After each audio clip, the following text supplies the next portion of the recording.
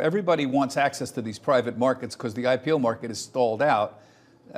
You have a platform, right, for accredited investors to buy and sell shares of private companies. Explain how this works. So it works like a private market exchange. You can go in as an accredited investor and buy. And obviously employees and companies that run programs can put those shares up for bid. Now, this is not accessible to everyday investors through an individual stock purchase yet.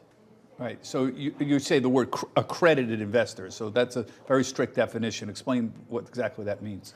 Well, so we see a world where the private market opens up and is accessible to any US and global investor. Today, the regulations are such that you need to have a minimum net worth to meet the threshold of being accredited so you can make those investment decisions for yourself.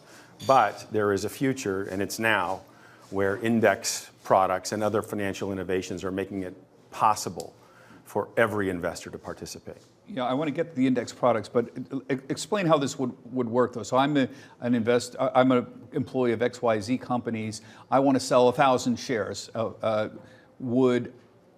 Would this be put up on your exchange? Does the company have a right of first refusal? How do I sell my shares if I'm on XY? And how would I buy it if I'm an accredited investor? Yes and yes. So you would go on to the platform and open up an account, and you could submit your shares. And you don't need to be accredited to sell your shares.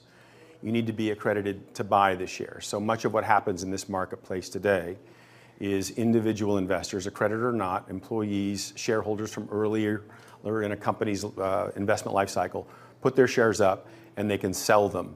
And the buyers are typically high net worth individuals, and half the time on our platform, they're actually institutions that are buying for their fund or for their entity. And so that is what's trading today on Forge. And does the company get notified that the individual employees put up, pick a number, 1,000 shares? Do they have a right to buy that, or is there a right of refusal from the company? Yes, 100% of the time, a company is notified when their employees are trying to sell.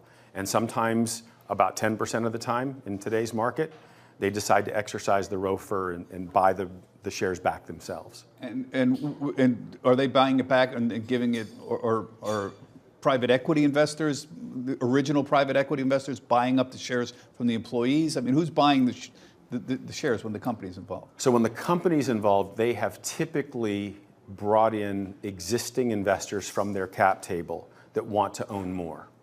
That's typically what you see there. Otherwise, those same institutions will buy it in the open market on a platform. Now, you exist as you're really a trading platform. I mean, how do you make money on this deal? Yeah, so we are an alternative trading system. We're regulated.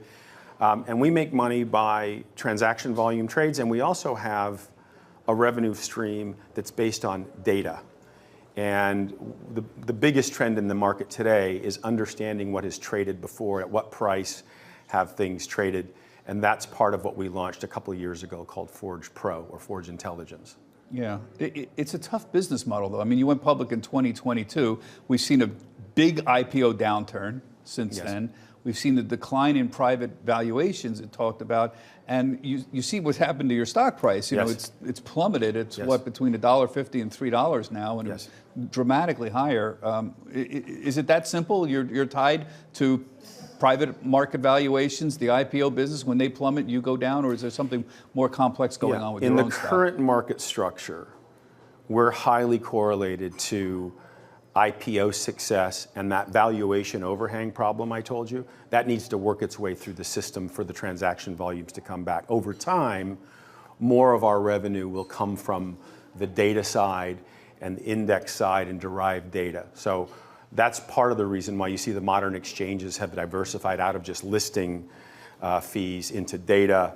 And if you heard Adina's speech earlier today on NASDAQ, they're offering financial services products to diversify. We're no different. Yeah.